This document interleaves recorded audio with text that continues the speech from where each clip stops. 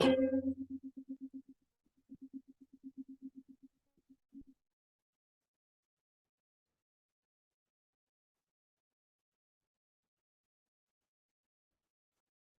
morning, everybody.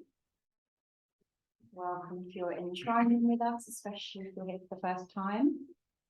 Extra points to Dave, who was watching me to your showers in the early hours of this morning on the ball nails.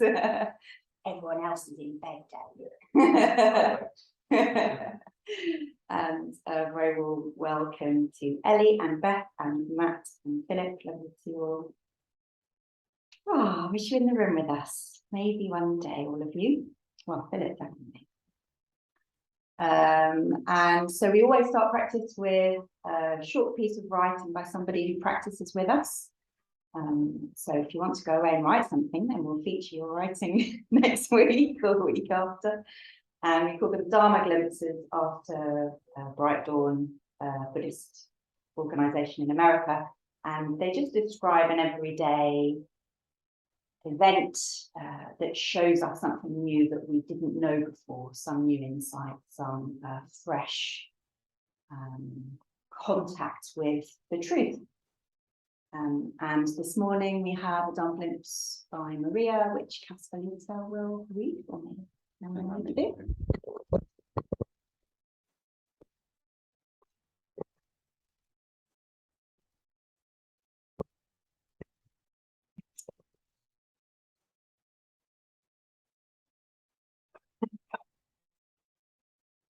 Dharma Glimpse by Maria. My husband and I spent most of last week in London. It was a hectic combination of work and shows that we'd arranged to attend a while ago, and some that were just spontaneous. Obviously, as the railway strikes were announced shortly before our visit, we had to adjust our travelling arrangements accordingly, which meant it cost us a lot more. And I didn't end up meeting some of my colleagues I'd been meaning to meet, as they could not get into the office. As I look back on last week, which was a lot of fun in the end, even with disruptions, I realized that a couple of years ago, similar circumstances would have brought me a great deal of stress. I probably would have spent a few days worrying about the trains running, would have struggled to combine work with that much extra activity, and also be disappointed about not meeting the people I'd meant to meet. I would have stressed about the queues and got annoyed about the stuffy tube, cursing the big city life that I generally resent, not to mention how much it costs. This time, I sometimes noticed my husband stressing about things not working out on various occasions, and I would generally just say, "Don't worry, it will be what it will be." I think deep down, I anticipated London to be chaotic and unpredictable. I expected plans to be fluid and arrangements to change. This is the form of acceptance that I used to find really hard, as I always tried to be organized and used to get annoyed at experiencing the opposite. However, as I've been slowly moving on the Dharma path, I found that sometimes having clear expectations can cause a great deal of distress and disappointment.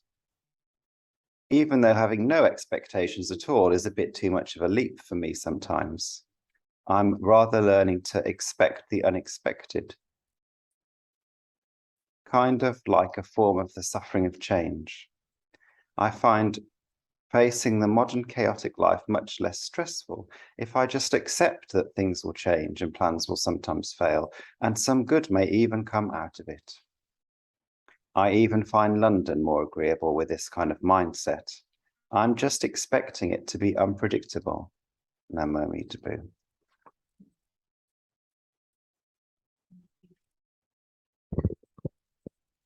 So we will move into some silence together.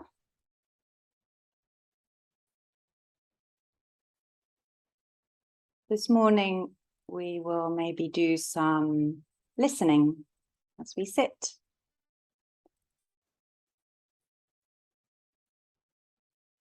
anything that we do when we're sitting quietly is to help us to allow those little particles of mud inside us to settle and for the water to clear. And so because of the way our brains are, it's good to have something to just keep coming back to. And you might want to come back to your breath instead, or some people look at a candle flame or have a mantra that they recite internally. But today you might want to join me in just listening. And as you allow the sounds to be around you, whatever they are, see if you can experience them more like a symphony than tuning into individual things and thinking about them. Just allow the sound to sort of wash over you.